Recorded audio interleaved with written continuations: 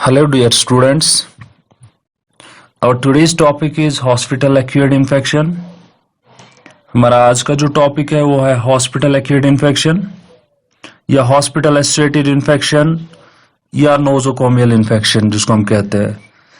Nosocomial infection या hospital acute infection जिसको हम कहते हैं एक ऐसा इन्फेक्शन होता है जो कि पेशेंट्स में डेवलप होता है during their stay in the hospital. Hospital में एडमिशन लेने के बाद उनमें ये डेवलप होता है।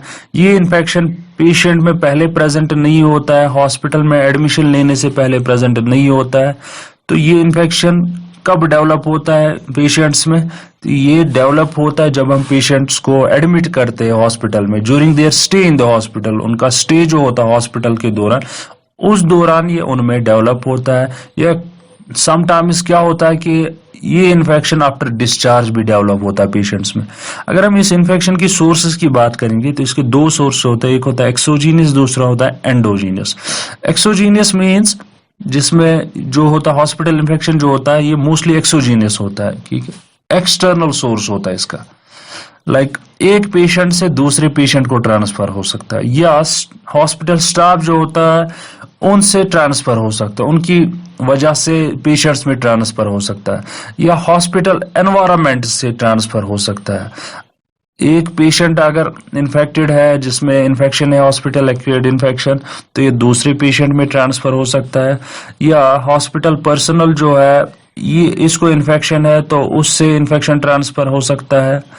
एनवायरमेंटल सोर्सेज की अगर हम बात करेंगे, हॉस्पिटल में जो हम इक्विपमेंट्स इंस्ट्रूमेंट्स यूज करते हैं उनसे ट्रांसफर हो सकता है।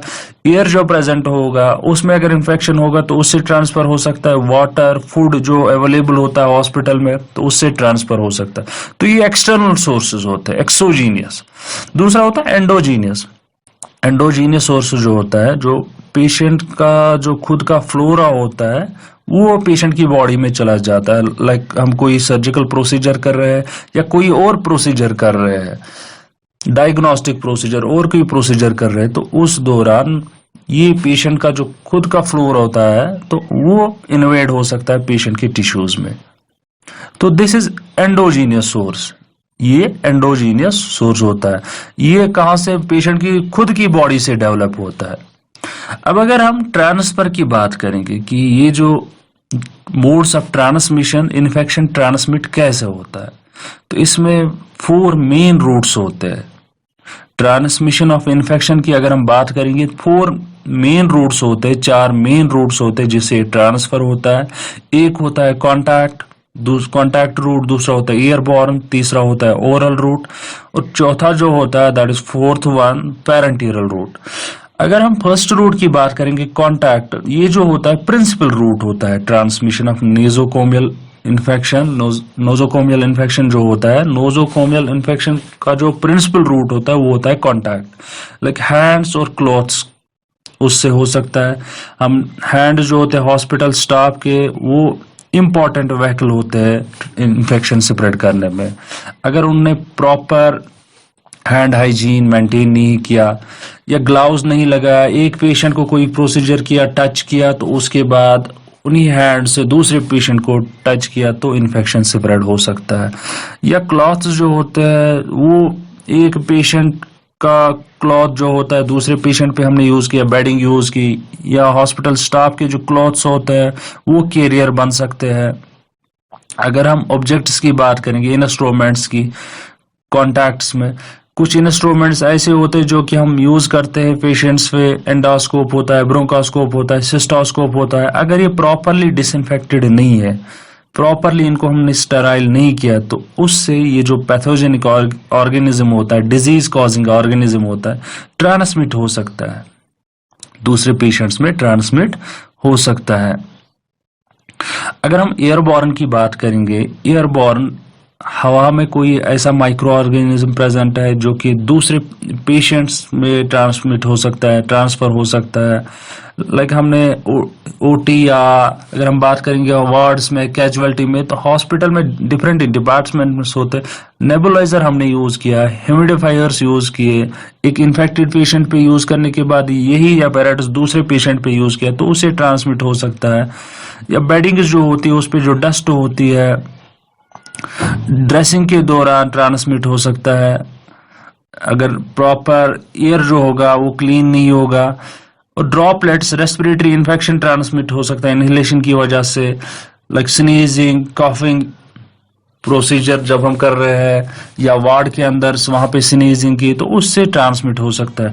अब अगर हम ओरल रूट की बात करेंगे, हॉस्पिटल फूड जो होता है उसमें बैक्टीरिया प्रेजेंट हो सकते हैं जिससे इन्फेक्शन हो सकता है। वाटर जो होता है तो उससे हॉस्पिटल में वाटर अवेलेबल होगा तो उसमें इन्फेक्शन हो सकता है, उससे ट्रांसमिट हो सकता है।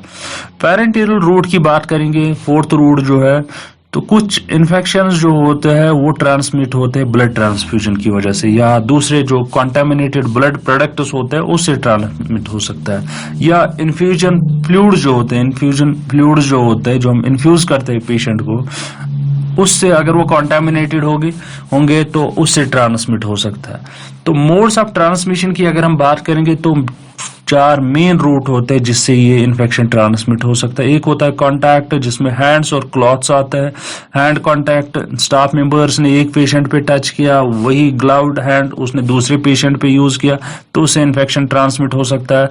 या अटेंडेंट्स के जो क्लॉथ्स होता है उनसे ट्रांसमिट हो सकता है।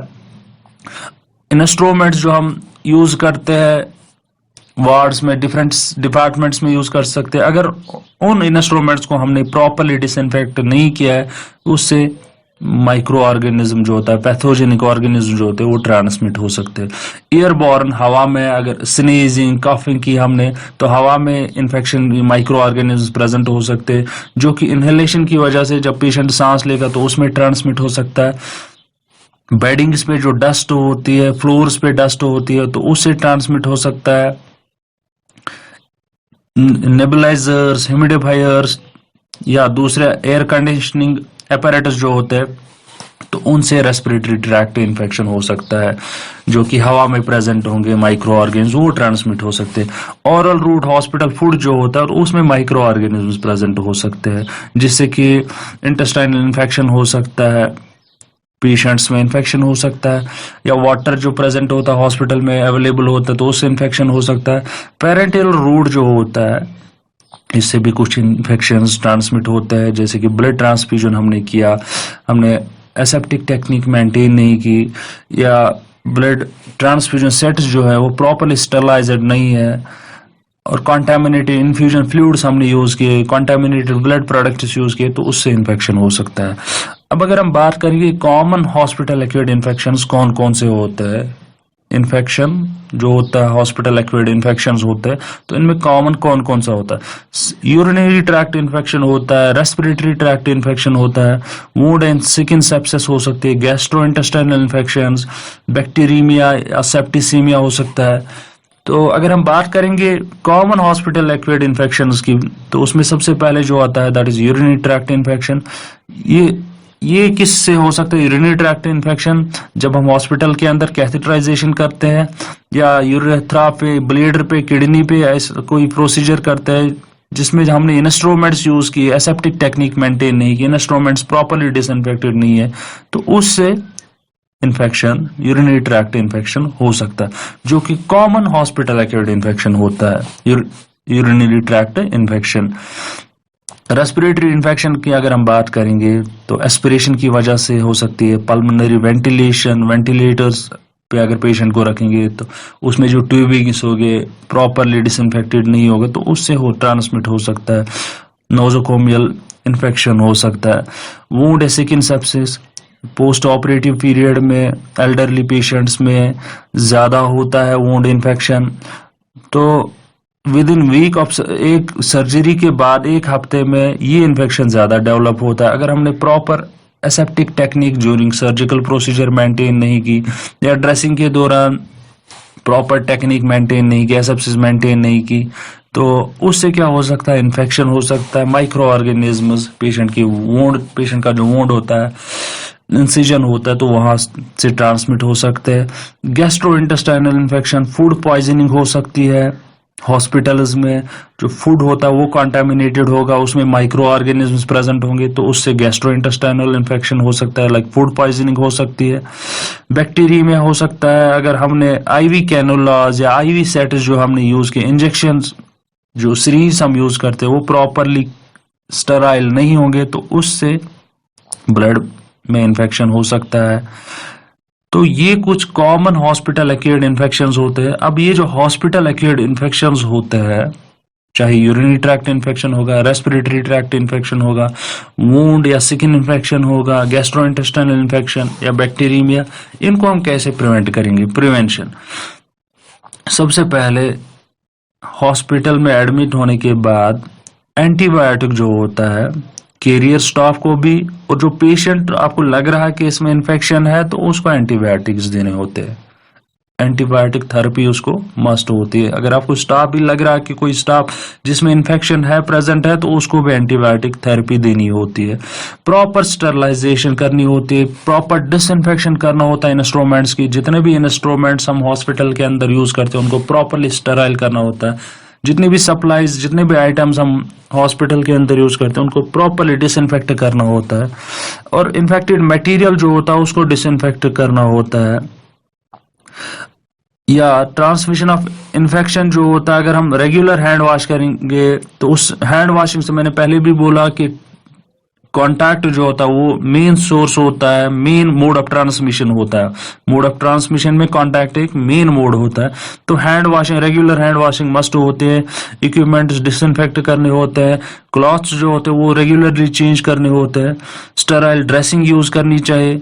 स्टेराइल ग्लव्स जो होते हैं, सर्जिकल ग्लव्स, वो यूज करने चाहिए। फेस मास्क यूज करने चाहिए। आईवी फ्लूइड जो होते हैं तो उनसे इन्फेक्शन ट्रांसमिट हो सकता है, तो ये कॉन्टेमिनेटेड नहीं होने चाहिए। और कोई भी सर्जिकल प्रोसीजर आप कर रहे हो तो उससे पहले स्किन जो होती है पेशेंट की उसको डिसइंफेक्ट करना होता है। सर्जरी से पहले, प्रोसीजर से पहले उसको डिसइंफेक्ट करना होता है। और प्रॉपर इन्वेस्टिगेशन करनी होती है हॉस्पिटल एक्वायर्ड इन्फेक्शंस की। उनकी इन्वेस्टिगेशन करनी होती है हॉस्पिटल में कितने पेशेंट्स है जिनको हॉस्पिटल एक्वायर्ड इन्फेक्शन हुआ है, और उन केसेस को ट्रीट करना चाहिए अकॉर्डिंगली। तो ये कुछ प्रिवेंशन मेजर्स है जिससे हम हॉस्पिटल एक्वायर्ड इन्फेक्शन जो होता है उसको कंट्रोल कर सकते हैं। तो फिर से अगर हम बात करेंगे हॉस्पिटल एक्वायर्ड इन्फेक्शन, जिसको हम कहते हैं नोजोकोमियल इन्फेक्शन भी, ये क्या होता है? एक ऐसा इन्फेक्शन होता है जो कि पेशेंट्स में डेवलप होता है during their stay in the hospital, या समटाइम्स क्या होता है डिस्चार्ज के बाद भी पेशेंट्स में इन्फेक्शन डेवलप होता है। ये इन्फेक्शन पेशेंट को पहले प्रेजेंट नहीं होता है, जब पेशेंट को हम हॉस्पिटल में एडमिट करते हैं उसके बाद उनमें ये डेवलप होता है। तो source of infection hospital acquired infection या नोजोकोमियल इन्फेक्शन के दो सोर्स होते हैं, exogenous external sources and endogenous patient की खुद की बॉडी से। मोड ऑफ ट्रांसमिशन की अगर हम बात करेंगे, 4 मोड्स, इंपॉर्टेंट मोड्स होते हैं जिसे ट्रांसमिट होता है। Contact, airborne, oral route, parenteral. Common hospital acquired infection जो होते हैं तो इसमें यूरिनरी ट्रैक्ट इन्फेक्शन आता है, रेस्पिरेटरी ट्रैक्ट इन्फेक्शन आता है, वुंड या स्किन सेप्सिस आती है, गैस्ट्रोइंटेस्टाइनल इन्फेक्शंस, बैक्टीरियमिया, सेप्टिसीमिया। अब प्रिवेंशन में एंटीबायोटिक थेरेपी करनी होती है कैरियर स्टाफ को और सोर्स पेशेंट जो होता है, ताकि ये जो पैथोजेनिक एजेंट्स होते हैं, पैथोजेनिक माइक्रो ऑर्गेनिज्म होते हैं, उनको हम डिस्ट्रॉय करेंगे, उनको किल करेंगे। प्रॉपर स्टरलाइजेशन, डिसइंफेक्शन करना होता है इंस्ट्रूमेंट्स की। इन्फेक्टेड मटेरियल जो होता है उसको डिस्कार्ड करना होता है, उसको डिसइंफेक्ट करना होता है।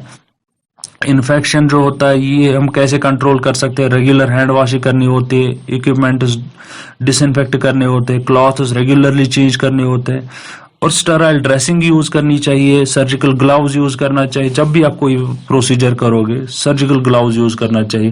फेस मास्क यूज करनी चाहिए। आईवी फ्लूइड्स जो होते हैं उनसे ट्रांसमिट हो सकता है, तो ये प्रॉपरली स्टरलाइज्ड होनी चाहिए। और पेशेंट पे कोई सर्जिकल प्रोसीजर करना या कोई और प्रोसीजर करना तो उससे पहले पेशेंट की जो स्किन होती है उसको प्रॉपरली डिसइंफेक्ट करना होता है, और इन्वेस्टिगेट करना होता है हॉस्पिटल एक्वायर्ड इन्फेक्शन जो होते हैं, जितने भी केसेस होते हैं उनको अकॉर्डिंगली ट्रीट करना होता है।